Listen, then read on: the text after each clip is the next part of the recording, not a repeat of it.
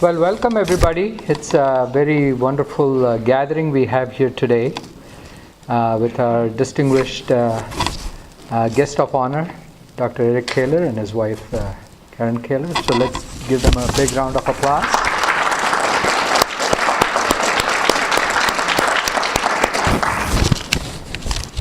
So hopefully you were introduced to our culture and our community. Albeit small, it is still very well represented. We have a very good cross-section of people, all from the business community, from the education community, and the medical community. Everybody is here, and we truly appreciate the people who are gathered here today. This is a showcase of diversity. We just wanted to participate in the outreach and diversity program, and I think your presence here will go a long way in extending that concept. Hope your tour was worthwhile and you got a good introduction to Hinduism and what it's all about. I have to say that after investing, please note I'm not saying spending, but after investing over $200,000 in the University of Minnesota, my two daughters who have graduated have become wonderful young ladies, very well qualified and serving the community in different ways. So my wife and I, we do thank the university for providing such a wonderful opportunity for both my daughters getting their education at the University of Minnesota at Twin Cities. We are truly honored. Although it was a wonderful experience for my daughters, they constantly remind me of one unfulfilled dream that they had in the past 10 years that they went through. And they keep saying they need a better Gopher football team. And I will request President Kaler to come up on the stage and light the lamp along with Dr. Balani, President and Mrs. Kaler. Vakratunda Mahakaya Suryakoti Samaprabha Nirvignam Kuru Me Deva Sarvakaryeshu Sarvada. The meaning of this shlokam is, I meditate on Sri Ganesha, who has a curved trunk, large body, and who has the brilliance of a million suns. O Lord, please make all my works free of obstacles always. Shubham karoti kalyanam arogyam dhana sampada shatru buddhi vinashaya deepa jyotir namostute deepa jyotir parad brahma Deepa Jyotir Janardana Deepo Haratu Me Papam Deepa Jyotir Namostute. The meaning of the shloka is salutations to the light of the lamp, which brings auspiciousness, health, and prosperities, which destroys inimical feelings. Salutations to the light of the lamp. The light of the lamp represents the Supreme Brahman. The light of the lamp also represents Janardana. Let the light of the lamp remove my sins. Salutations to the light of the lamp. Thank you.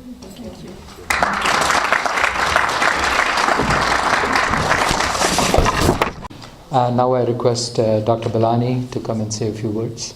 Thank you. Good afternoon, everybody. It's my distinct honor to introduce our University of Minnesota President, Eric Kaler. President Kaler received his PhD in chemical engineering from the U of M in 1982. He's one of the nation's foremost experts on complex fluids, and these have applications in drug delivery, medical field, food processing, pharmaceuticals, and even manufacturing. He has a pretty long CV, but I'm going to make this brief because of our time limitations. Before coming to the U, Kaler served as Provost and Senior Vice President for Academic Affairs at Stony Brook University in New York. He became our President in 2011 I remember meeting you in the campus club at that time when you were doing the walking tour of the campus. President Eric Kaler has focused on core priorities. These include academic excellence, access for qualified students, stewardship of tuition and public dollars, diversity, as he is exemplifying it today by the visit, and a welcoming and respectful climate on campus, and making this a responsible and a world-class research enterprise. Not only with the needs for the state of Minnesota and its industries that we have, but inclusive of all the needs for the nation and also globally. And I'm pretty, familiar with the India part. President Kaler, you are one of the first ones from the university as a president to visit our temple. So that's a good honor for us. And so for that, I congratulate you. I've been here 40 years through several presidents, but you're the first one to come to our temple.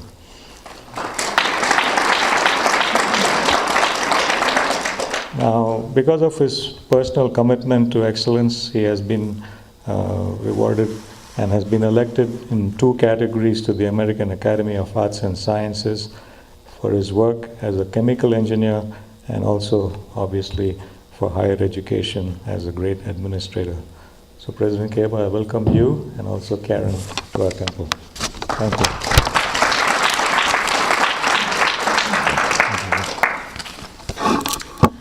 Thank you very much, and it really is a great pleasure and honor to be with you this afternoon. I'm excited to be able to learn more about both the Hindu religion, but also about the community and the connections you have amongst and between each other, and the incredible facility that you've been able to build here. I must say, this is an unusual location for a Hindu temple, and for if you're driving out here for the first time, you do wonder. But then, as I pointed out as we drove up, we'll just stop at the first temple we see, and sure enough, we were at the right place. So you do have that advantage of finding it. There are several leaders of the university who are with me today, and I won't introduce all of them. I will introduce 3, however. One is Senior Vice President Brian Burnett. The second is Brian, welcome. Second is our General Counsel, Doug Peterson. And the third is our Acting Vice President for Equity and Diversity, Michael Go. Thank you.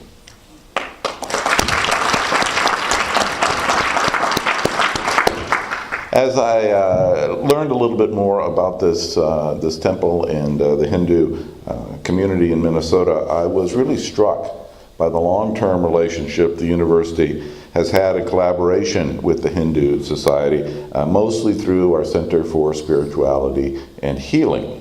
And that interaction, as far as I know, started in about 2003 when Dr. William Kaler developed and began teaching a course in traditional Tibetan medicine. I don't know that that involved actually carrying the whole mountain down to the doctor, but that was our good start. And that led to a yoga partnership with Dr. Sanay at the Hindu temple in northeast Minneapolis. And that leads me to my reaction to Rad's mention of our football team. Where did he go? Oh, there you are, right here. I thought you might have left. And of course, we've been working hard on our football team, and we've hired a dynamic new coach, PJ Fleck. And for the first time that I'm aware of, our football team now does yoga for stretching and relaxation. So, as we become more successful, I'm going to lay the beginning of that road to success at the feet of the Hindu temple, because they brought yoga to our campus. So your daughters will be happy. Your grandchildren may be the ones that really benefit from that as they go forward, but we will in fact get better. More seriously, the vandalism of the temple in 2006 was a sad and unconscionable event, a horrible, awful event. But the empathy and forgiveness you showed was a remarkable example that strengthened our relationship, and Dr. Kaler began bringing students here on tours to learn about using forgiveness rather than revenge in order to deal with conflict. It's a quality I wish all Americans practice more these days.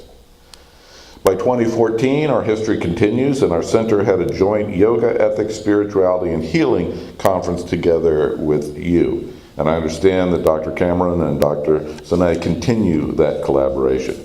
So I'm just delighted to be part of this history, this ongoing partnership, this connection between the university and the Hindu community, and it's really wonderful to be able to spend this time with you today in the Hindu temple. Thank you so much for having Karen and me joining you. Thank you for the blessing. Thank you for the tour. Thank you for your engagement, and I would be delighted if you have questions or other ideas you'd like to share.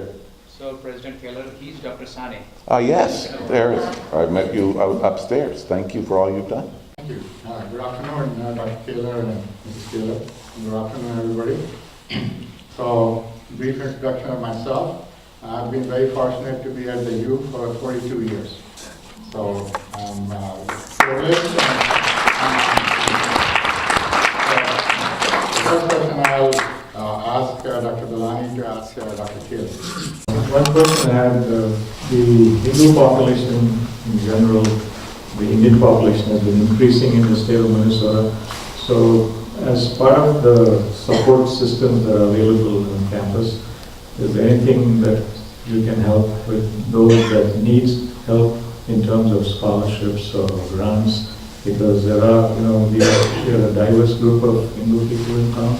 Some of them are able to afford it and some cannot afford to go to college. So if there are any such plans that the university can help with the community, that would be great.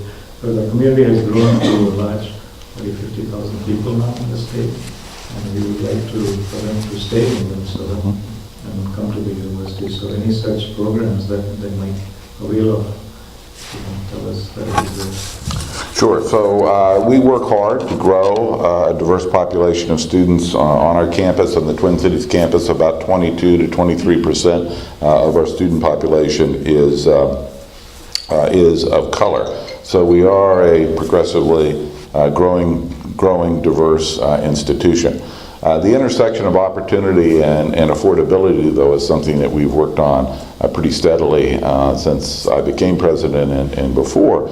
And I'm happy to report that by a combination of tools, we've been able to bend the tuition cost curve. So the Minnesota resident undergraduate tuition at the university over the past 6 years has risen less than 1% a year. So that's far better than the rate of inflation, and reflects a really dedicated effort for us to moderate tuition increases and keep tuition as low as possible, which of course improves access and affordability for everybody. There's a school of thought that says that the best scholarship is low tuition, so that people are able to come from around our state and from all of our communities and afford the education the University of Minnesota gives. As a way of benchmarking, that tuition sits in the middle of the Big Ten, actually right in the middle. If you take Northwestern, the private institution, out, which when you plot the tuitions, you have to have a separate place to put Northwestern's because it's very high. So we're doing a reasonably good job on cost containment and cost control, and that translates, of course, into what it costs, what the price is for tuition. And of course, the ratio of what you get for what you pay is value, and we believe the quality of a University of Minnesota degree is remarkable. And so we believe tuition payment at our current level represents a terrific value to students and their families. So now let me turn to your tuition is $12,600 a year on the Twin Cities campus, and that's way too much money for my family and I to afford. So what help is available? We have a broad range of financial aid. Not much of it can be targeted as specifically as to members of the Hindu community because it's illegal to do that. So we translate sometimes the diverse populations that come into an economic spectrum that is, it's an overgeneralization. Not all black kids need tuition support, not all Hindu kids need tuition support, but by and large, our more diverse population doesn't have as many resources to bring students to campus as otherwise.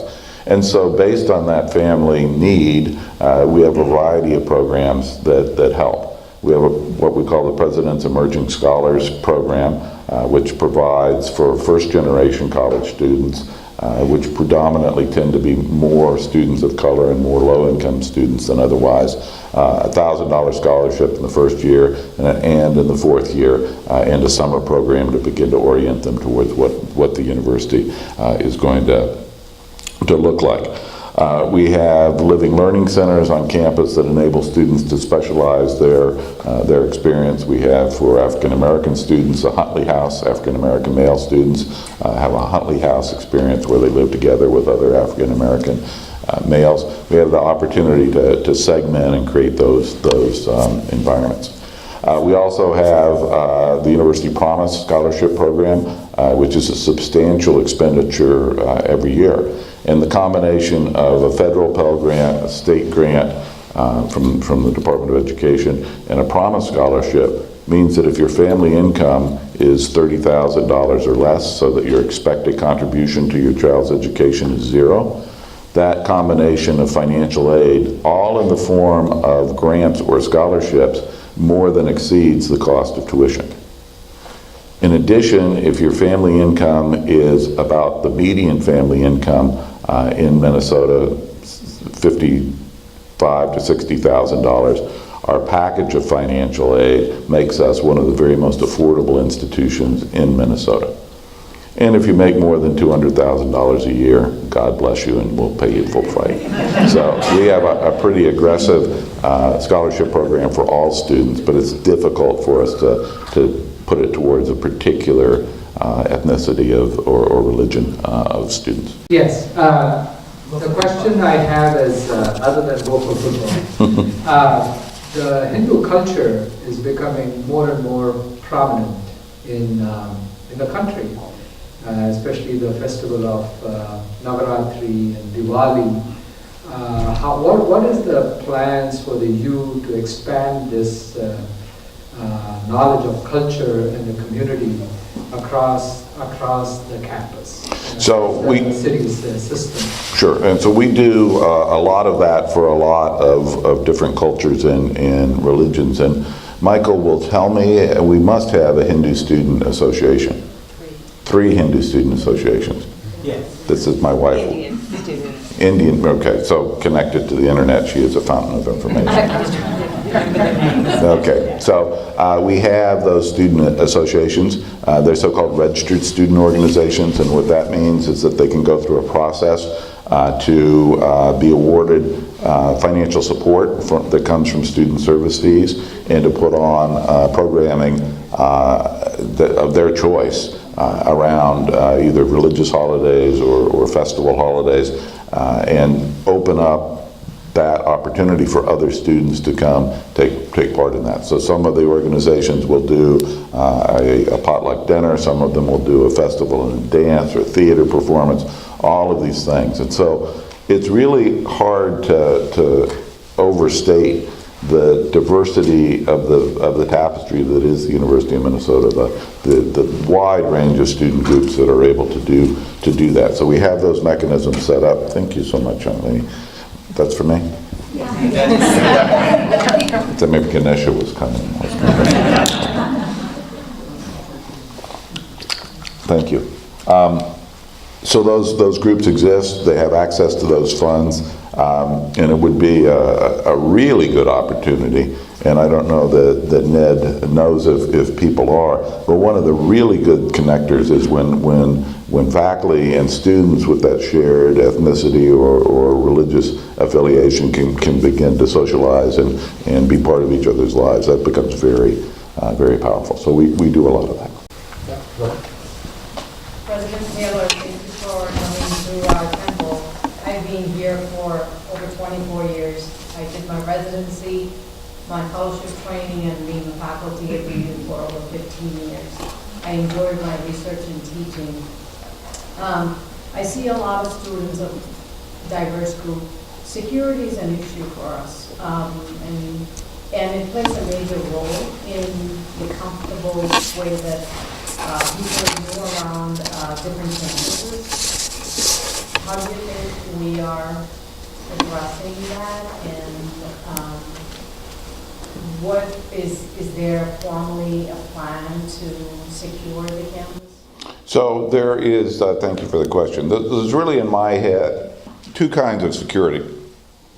One is your physical security. You know, are you safe from being robbed or attacked or whatever may befall you? And the answer to that, by and large, is yes for all of our students. We are a campus in an urban environment with a light rail that runs through it and easy access to freeways for getaway cars.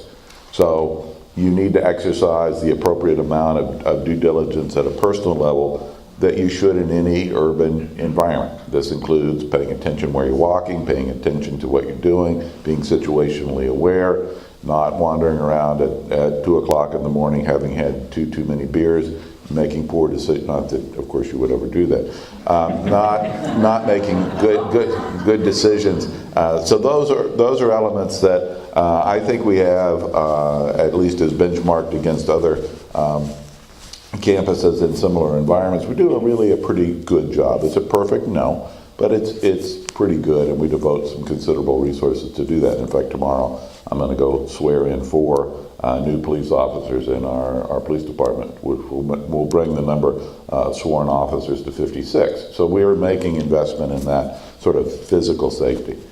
The other kind of safety is intellectual or experiential kind of safety. You know, can you talk about social things? Can you walk into a place and not be looked at as, oh my goodness, here's somebody who's obviously not from Scandinavia and we're going to shun, not welcome that person. And that's a more pernicious problem, and it's more difficult, frankly, to solve. In the extreme cases, if people feel threatened or prejudiced against or the victim of a hate speech or hate crime, we have bias response teams. We have referral networks that both help the victim of that, as well as in cases where there's a violation of student conduct code or the law, bring the perpetrators to the student conduct code issues or to the police, depending on where that is. But it is a challenge in many college campuses to be able to create the kind of environment where all kinds of speech can be said, can be free. It may be something that a person doesn't want to hear, but they have a First Amendment right to the person to say it, and you have a First Amendment right to push back. Justice Brandeis said many years ago that the best, I'll paraphrase it, the best cure for hateful speech is more speech. And so we try to create the environment where that can exist. And it is unfortunate that our current political environment nationally seems to have driven great polarization and the creation of spheres where people can hear only what they want to hear from a newscast or from other sources on the internet. And that's a real challenge, and I think it's a national problem that as institutions of higher education we're obligated to face and try to solve. Please. Sorry, Ned. Yeah. Sir? President Kaler, thank you for coming to our temple. I'm a university retiree. My husband, first generation, came to University of Minnesota for mechanical engineering. Our daughter is chemical engineer from U of M and U of M Law School. My question is, you just used the word that was in my mind, political, rhetoric coming. How does that affect the international students? I know our grandnephew chose to apply in Canada for graduate school for electrical engineering. Has that affected the enrollment? How can those people feel like they can come? And our nephew, who has 10 years visa, he was going to come this year. He said, I'm not going, to USA. And I was wondering how you would answer that. And I also want to feel very proud to say we have our Indian region, Dr. Kumar here. Thank you so much again, and I would wait for my answer. So that's a great question. I think let me give you the facts and then I'll editorialize just a little bit. The facts are that our enrollment applications, which is all that we would know about now in November, are down substantially for undergraduate students. I talked to the Dean of the Graduate School, Scott Lanyon, who is here with us, although I didn't introduce him, nor did I introduced another Vice Provost, Rebecca Ropers-Hillman. But Scott, you told me today that the graduate applications were down just a little bit. Well, it's actually down a little bit more. I just checked it now. Okay. So it's down around 15% overall, but it's down 20% from India. Yeah. And our undergraduate applications are down further than that. But we had a computer glitch in our admissions process overall. So we were very worried 3 or 4 weeks ago because they were quite low. And domestic students are right back where we would expect them to be, but the internationals are still low. So I can't tell you if that's a glitch in the pipeline that will fill, or if in fact they will remain low. I suspect they will remain low, because if you're smart enough to get into the University of Minnesota as a graduate student or an undergraduate student, you're smart enough to read the newspaper. And right now, it's pretty scary. And, you know, maybe I'll leave it at there. I think you could probably guess how I feel about why it's scary. And it is just massively stupid to close the doors to talented people from around the world who can come to the United States, build a life, build a career, contribute to the economy, and increase our population of skilled individuals. It is stupid. There's really just no other word for it, to do that.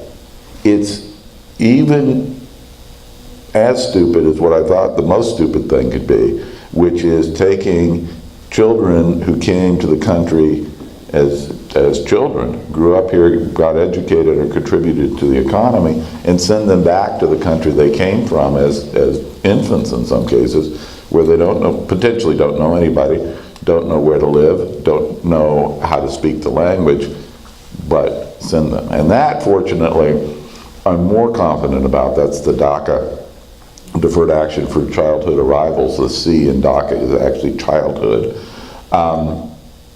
There, the business community has gotten very involved in this, and I had an editorial in the Star Tribune a few weeks ago with Doug Loon, who's the president of the Minnesota Chamber of Commerce, and we sang the same song. I mean, whether or not as a human being you think that's cruel to do, which I do, as a business person, sending these educated people away when they came to the U.S. of no fault of their own and not on their own volition is, I think, going to change. Now, I'll just editorialize one more thing here.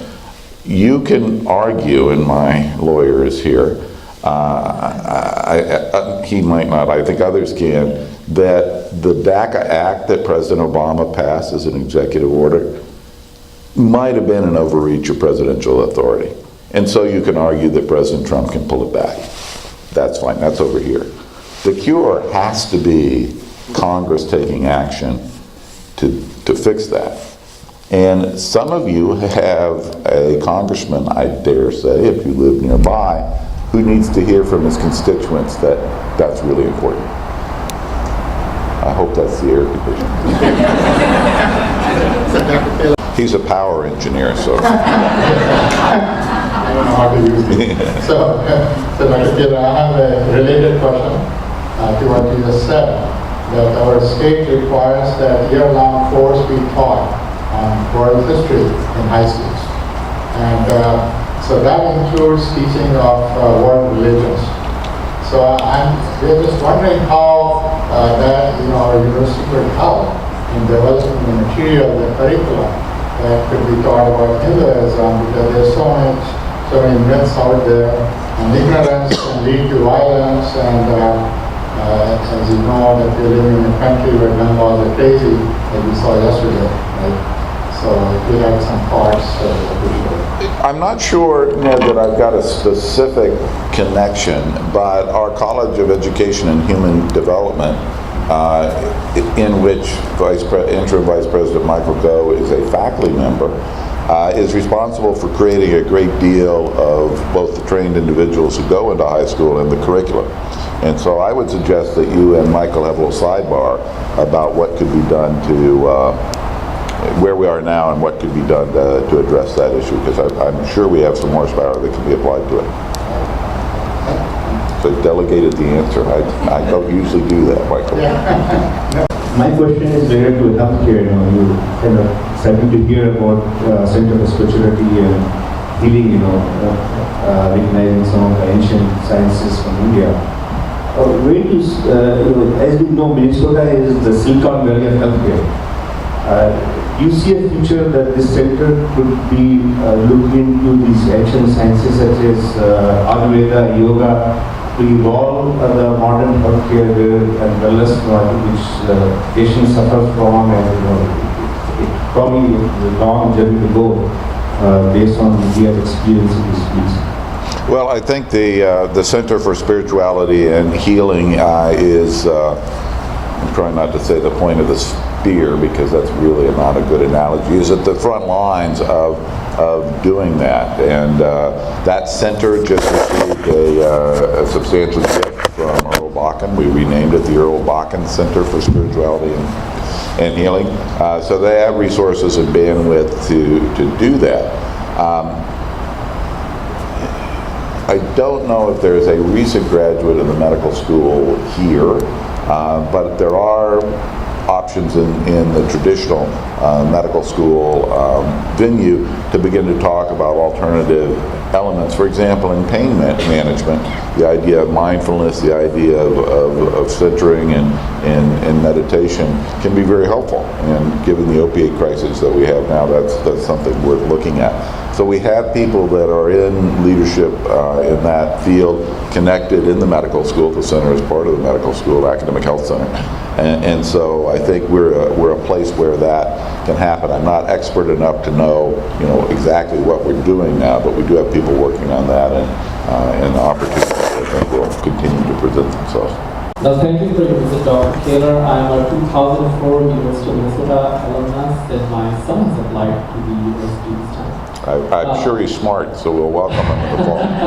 Let's hope so. So I am a heavy user of the Ames Library of South Asia, and I have been to many universities, and it's one of the best collections of South Asian literature. In fact, sometimes I have been unsuccessful to find certain titles in India, and you can find them here in the library here. Unfortunately, I feel there is no well-defined program at the U which can really benefit from that collection.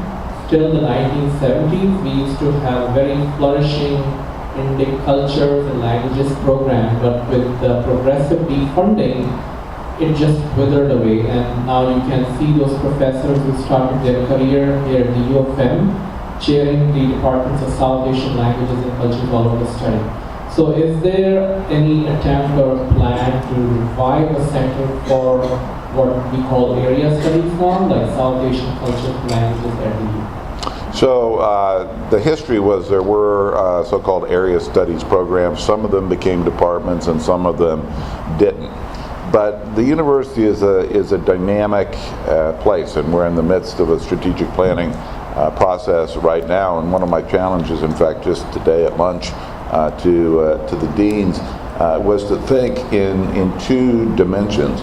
One is, what do we do now that we're either not very good at or nobody cares about, and actually quit doing that, and take those funds and reinvest them in areas that people are interested in, that represent a growing area of both valid and valuable intellectual inquiry, the opportunity for education and research and outreach. And so I will carry back the idea that it's time to re-examine the Southeast Asian opportunities, South Asian opportunities perhaps more broadly, and mention that resource. That's not a promise, but we are a dynamic institution and things do come and go. Thank you very much. Thank you, Dr. Kaler. Thank you. Thank you for having me. Our time is limited here. We want to have some snacks. Right, snacks are good.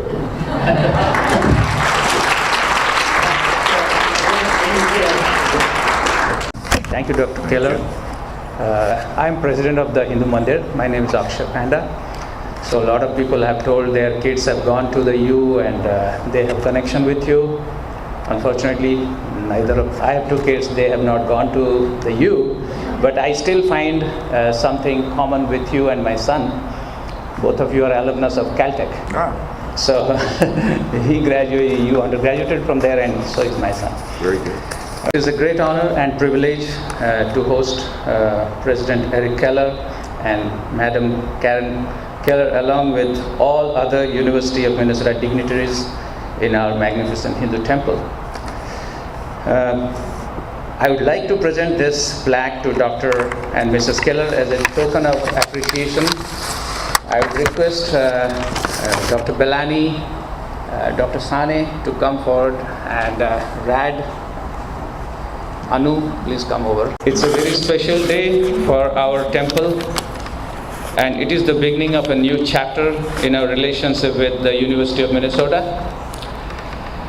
Since taking office in 2011, President Kaler's focus has been on diversity besides other issues, and I see a wonderful opportunity here for the university to collaborate with Hindu Society of Minnesota. We will be ever willing to work with the university to strengthening the motto of strength in diversity, and I would suggest we work hand in hand with the diversity committee of the University of Minnesota to chalk out a plan of action how we can work closely. I would also take this opportunity to invite President Kaler and Mrs. Kaler and all other dignitaries to the many religious events we hold in the temple throughout the year, as well as the 3 cultural events, one of which is our annual Diwali celebration held in the Minneapolis Convention Center in October-November every year, attended by more than 2,500 people and several state and national level dignitaries. And